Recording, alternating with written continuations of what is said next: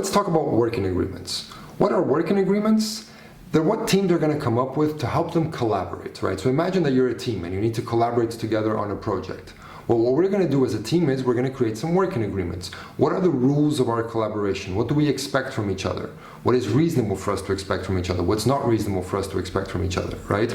So a good team is going to come up with working agreements so there's transparency and clarity for everybody of what's expected. And if people don't agree, they can say so and we can talk about it.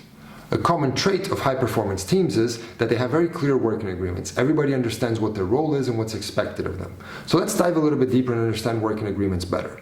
First thing you want to do with working agreements is clarify the rules of collaboration. What do we expect from each other in terms of collaboration? So there's many things that could be included here in the topic of collaboration, but just to name a few.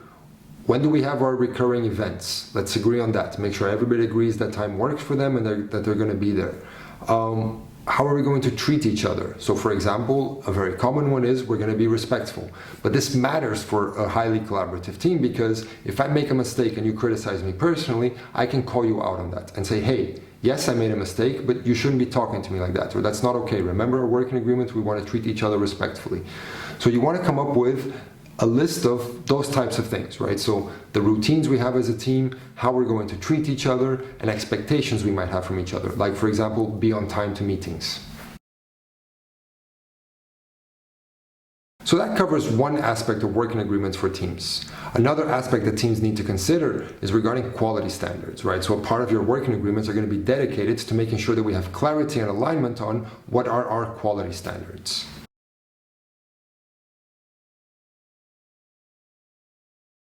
The idea with quality standards is to be very specific and concrete, right? So come up with a checklist of things that we expect to be there every time we wrap up a work item, every time we finish something, every time we're done with something. If you want to learn more about how to work on this checklist, there's something called a definition of done. There's a good video on it, you can check that out too, right? But the idea here is be clear, be explicit, make a checklist of, hey guys, whenever we finish an item, these are the things that should be done, right? That's what we mean with quality is all these things on this checklist are done. So have transparency on that and make sure the whole team agrees on it.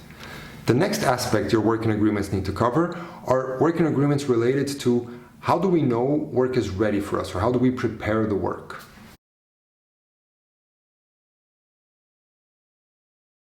Similarly to the definition of done, what you're going to have here in the preparing the work is you're going to have a checklist like what needs to happen before something is ready for us to work on. You're going to have a definition of ready, right? So you're going to sit down with the team and come up with a clear working agreement. Hey guys, there's always some prep work we need to do for the work items coming into our team. How do we prepare these work items? How do we know that they're ready for us to work on? And we create a checklist for that to make it very clear. If you want some more information on it, on the same video where we talk about definition of done, we also talk about definition of ready, you can check that out. The next aspect that needs to be covered in your working agreement is related to visualizing the works, right? So how do we know who's working on what? How do we pick up work? This managing of work, well, you want to do some kind of visual management, right? So you're going to come up with some agreements on how do we make the work that's happening right now transparent to everybody and what are the rules we need to follow regarding the management of our daily work. And I think there's two important aspects to consider when we talk about managing the daily work, right? So one of the things we're going to try to do, like I mentioned, is to visualize that work. The more we make the work going on visual to everybody, the easier it's going to be to manage it because everybody's aware of what's going on. So we want to make that status of work transparent by visualizing it.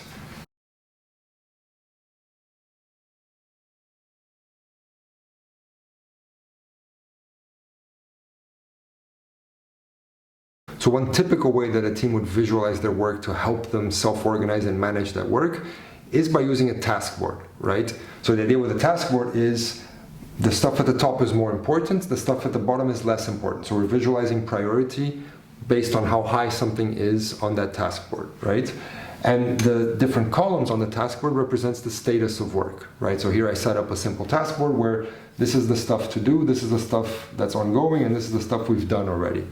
Right? So the pattern you see here is, okay, for example, in this task board, these items over here represent the items that we're currently working on, the value we're delivering. So if anybody of the team or our stakeholders want to know, hey, what are the items you're working on now? What's the value you're going to deliver?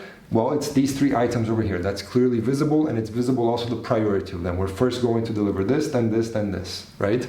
If you need a more detailed view on what's going on as we work on these items, because of course the value items is a bigger thing, but on a day-to-day basis, we're doing a bunch of tasks that are connected to those value items.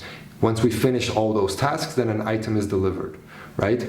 So the team is going to need on a day-to-day basis to have more visibility than just we're working on these 3 items, right? So what we're gonna do is for each row, so there's 1 item per row, we do a breakdown of tasks. So all the tasks we have to do to finish this item. And then we can clearly see, well, for this first item over here, we've already finished some stuff, we're working on some stuff, and there's still quite a lot to do. The second item, we've just started on it, and the third item, we haven't started on it yet. So I can see the status of the work.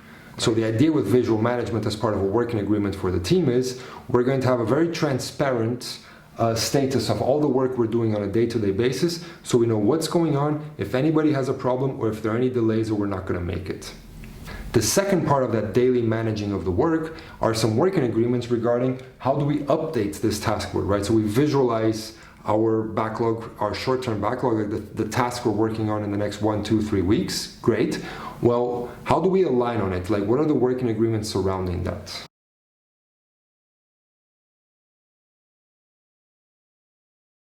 And one of the tips for this alignment is to do it more frequently, right? This is about the team aligning on the daily work, on all these little tasks that we're doing. The less frequently you do that, the bigger the risk that somebody's working on the wrong thing or somebody was stuck on something they could have used some help on. So we want to do this frequently. The popular pattern is, of course, a daily meeting. So the idea is you have a very short daily meeting of no more than 15 minutes. Typically, it's going to take only 5 for the team to get together and take a look at that work to do for the next 1 or 2 weeks, right? And we can do that because we're doing visual management, and they're going to very quickly align on, hey, is everything still okay? Does somebody need help? Are we on track? What are we working on next? Things like this. So this part of the alignment is coming up with the working agreements of how do we do that, right? The frequency, so in this example, we do it daily and we time box it to 15 minutes, but also what's the information we're expected to share, right? What do we need to know about the work each other is doing to make sure that as a team, we're going to deliver what we wanted to deliver. So there you have it, something you can implement for your team right away. A good team is going to have clear working agreements. Here you have some aspects that should be covered in those working agreements, right? How do we collaborate? What do we expect from each other? What are the recurring events that we have? What are the behaviors that we want to display? What are our quality standards? When we deliver something from this team, when somebody else in the organization or some user or customer gets something delivered from this team, what are our quality standards? What's there?